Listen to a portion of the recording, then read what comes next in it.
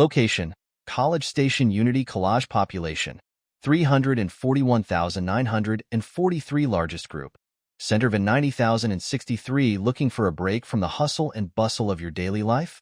Wanting to enjoy true nature, not contained to the zoos or small reserves of your home world? Or would a tour through the largest forest on a home world that is still standing? Then visit Terra, known by many as the largest nature reserve. Almost half of the world's native species and land have been preserved for viewing for the modern era. Visit the vast mountain ranges of the Himalayas or the dense jungle known as the Amazon. Whatever you're looking for, we might just have in abundance. While drowning in a sea of stress, you may find your way to terra firma. The TV changes back to the normal broadcast as I turn to the only human I know about. My roommate John isn't Earth-like. 70% water or something? I ask while I reach a claw into the popcorn bowl. John: I mean, yeah, but around 30% of that has been set aside for monitored fishing and resource extraction, so they're playing up the amount of area set aside for nature? I ask as I scoop up a claw full of the popped corns that I have grown to appreciate oh so much. John: From what I remember, there are still thousands of acres set aside for their natural value. If you want, I could bring you around. Really?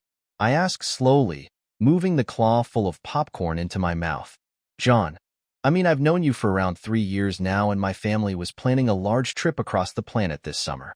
While I'm eating the popcorn, I was thinking about my current summer plans of sitting around and waiting for the next school year. My parents were out on a research mission in one of the further out areas, and I didn't want to sit around the house with my sisters for a few months.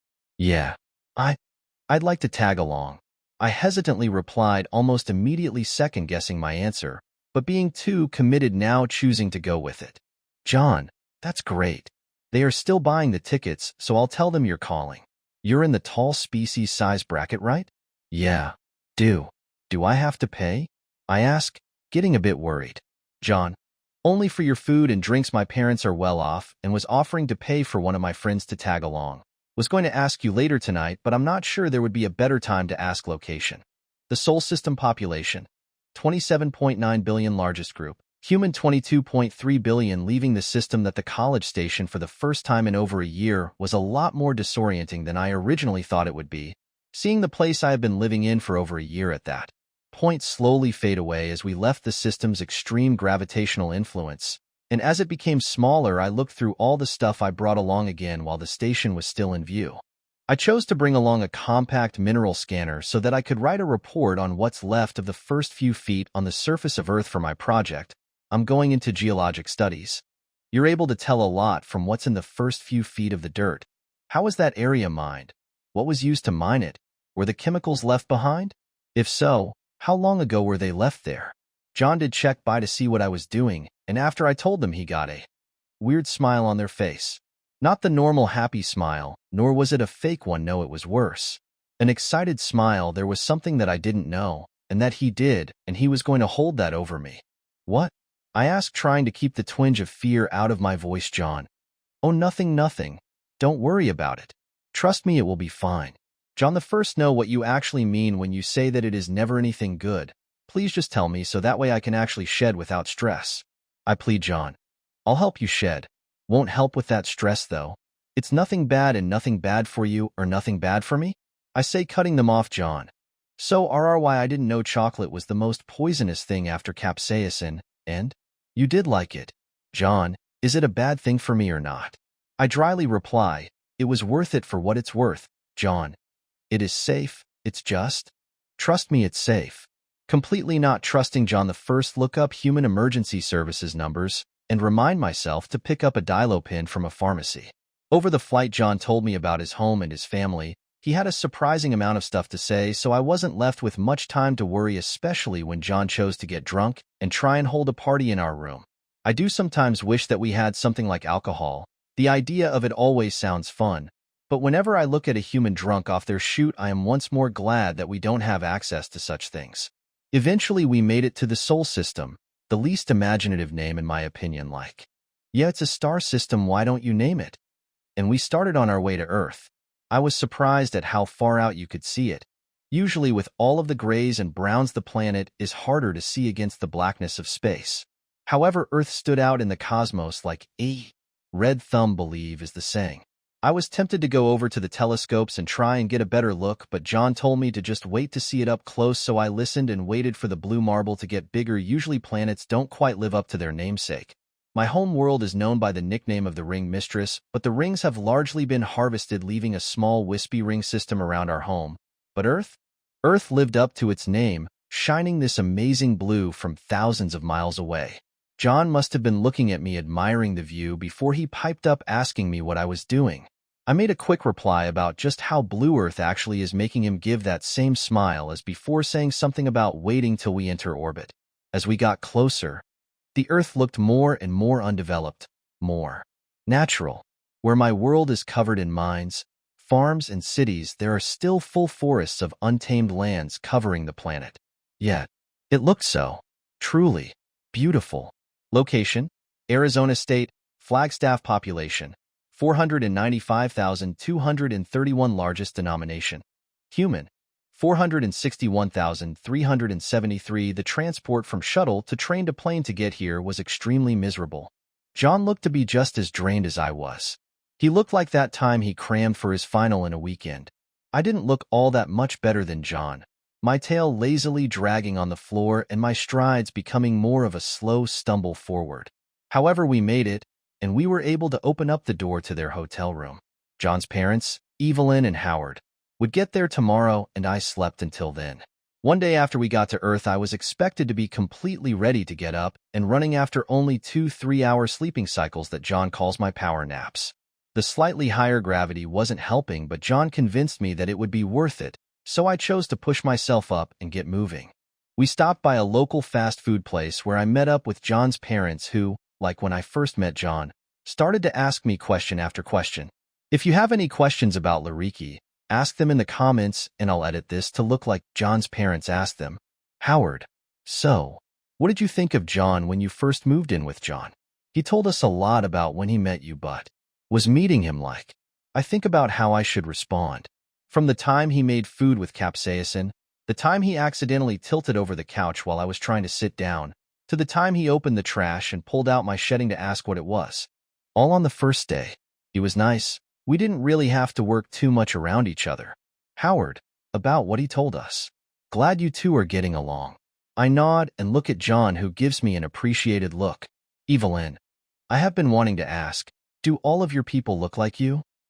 I saw a video of someone who looked like you, and they were bright pink. Is that normal, or? I thought back on some videos I used to watch before I remembered what they were thinking about. Oh, well, most of us are like me, a dark green to a brown or gray. However, occasionally someone is born with a bright pink, or even completely white color. One of the people who were born bright pink went on to become a popular movie star and actor. It's really interesting if you want to look into it. Their name is Kilcantar. Shouldn't be too hard to find. John's sister: ooha. Say, what's the most embarrassing thing John's has done so far? I look back on my English class on what that meant. I make a low, rumbling laugh before recalling the most embarrassing event I could think of. That John wouldn't be too mad about me telling his family. God, I have to live with him for another 3 years. I'm not burning bridges. There was this one time. John was taking out the trash, but couldn't fit a box in the trash, so he started kicking it along with him. And he made it about halfway to the trash chute, and then his foot got stuck in the box, causing him to slip face first and throw the trash bag a few feet, making it land right in front of his math professor.